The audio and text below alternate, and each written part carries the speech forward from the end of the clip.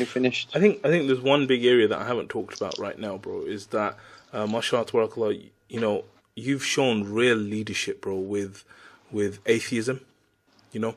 And I think this is so important because, you know, we were going through a place where a lot of people, like, you know, going to university, having to deal with Islam on this level, not understanding Islam properly.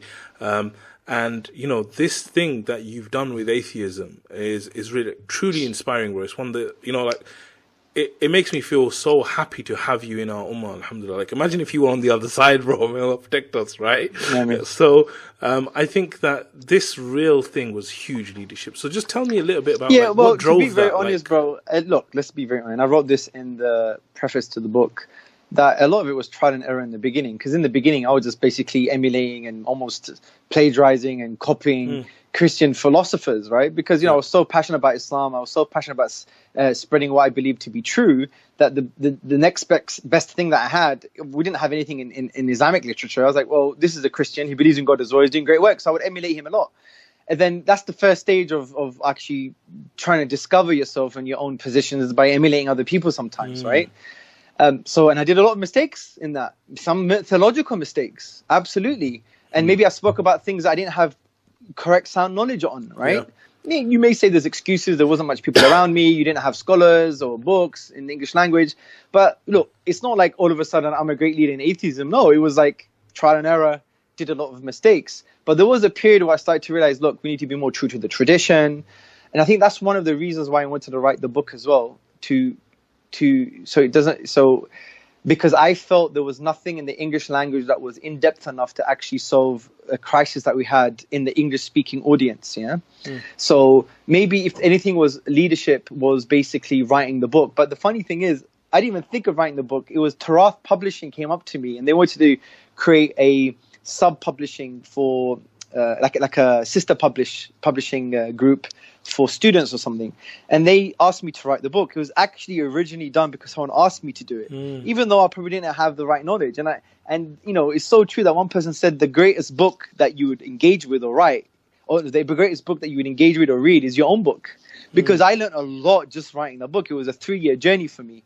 So to cut a long story short, we had the objectives were not aligned, because they wanted it to be very excessively academic, I think. I wanted it to be for the first or second year university student. So they said, you know, keep on doing it, but do it for someone else, kind of thing, from what I remember.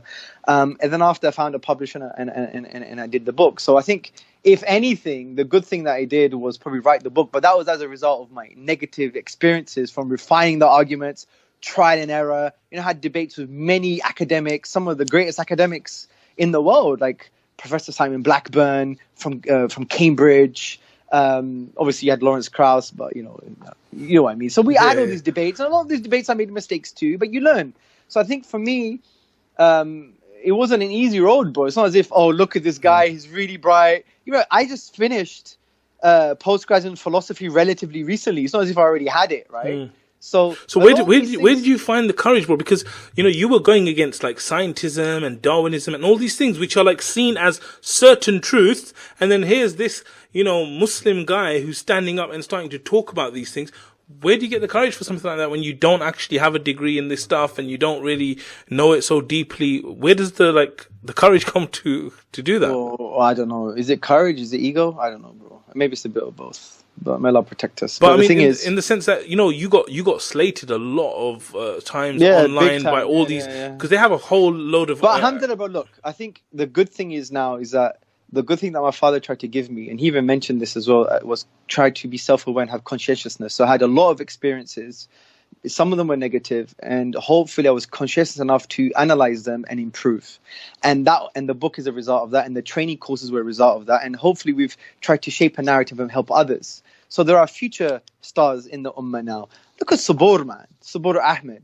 Like, I could never imagine, right, him being able to basically articulate himself this way, especially in the philosophy of science, with regards to evolution. But this is what it's about. It's not about you anymore. And I remember in 2015, Sabur, I told him to come with me to Lebanon. Yeah, it was almost like a holiday. I was the head of education at that time, I believe. And I was like, right, read this old article I've written on evolution, right? I tried to take leadership. It's not even a really great article. The concepts are really good, but generally speaking, it's nothing like, oh yeah, this is great, yeah. But the concepts are quite profound. I said, read it. So he read it. He was like, okay, this is good. And then he bought some books. Then he started researching. Then he putting things together. Then he started developing. Then he went back to uni. Then he created a group of academics around him to empower him. Then he moved forward. Then he started having debates. And look at him now, within what, 4 years? 4 years, probably one of the only reference points, one out of five reference points that we have in the Ummah at the moment in terms of academics and leaders dealing with this particular topic, you know? So this is the people that you want to facilitate. And and even though the thing that you probably did wasn't that great, it was, you know, wasn't perfect, but it's something that helped inspire someone, and that's the art of leadership. And the art of leadership as well is people learning from your own mistakes as well. That you don't let people reinvent, you know, the mistakes. And that's why, you know, it's very important to, I don't know, I think I'm waffling now, but the point is, bro, I don't think it's all that glamorous that, you know, hey, I was the guy and dealing with atheism. But there was a lot of mistakes. Did you not feel like ever just like giving it up? Did it never get too much for you? Of course it did, absolutely. So how come you're still here?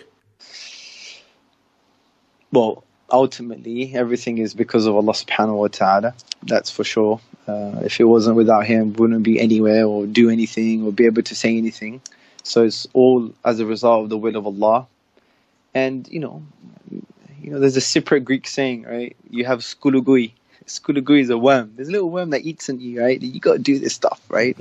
And you have a passion, bro. You know, the existential philosophers would say, if you're not passionate, then you can't really live a good life. And passion doesn't mean expressing passion, but at least you have that internal fire, that internal passion. So, and for me, it fundamentally boils down to meaning. I remember when I was a kid, bro, I wrote this in my preface as well in the book. I was like, I think I was 11 or 12. I had this existential crisis. Like, I realized I was really lonely. Like, literally. Like, it really bothered me that I wasn't conscious about other people's conscious experiences, the people that I loved. Like, I might engage with them for a while, like, say at school or at home. But the minute I got into the bath, and I would just sit in the bath, I realized I'm not aware of their conscious reality at the moment. And that made me even question whether not they were real or not. I know this is a form of solipsism, but the point I'm trying to say is it was a really, really lonely experience. To the point I would cry. I would literally cry. I would feel extremely lonely, right? And I think the only way I dealt with that is from what I remember, is just searching for things that were meaningful. Because when things are meaningful, they're more real. And I think that was one of the driving forces for me to find the truth about reality. Because when something is true, it's meaningful by definition. And that's what helped me search for Islam, the truth, because it was meaningful. Not only, it wasn't meaningful in some kind of, I'm going to make up meaning for myself, but rather it was true and meaningful. And that for me was really, really profound. And so that shaped me a lot. That kind of, that was an experience that shaped me a hell of a lot. So, and I think that basically drove me to search meaning in things.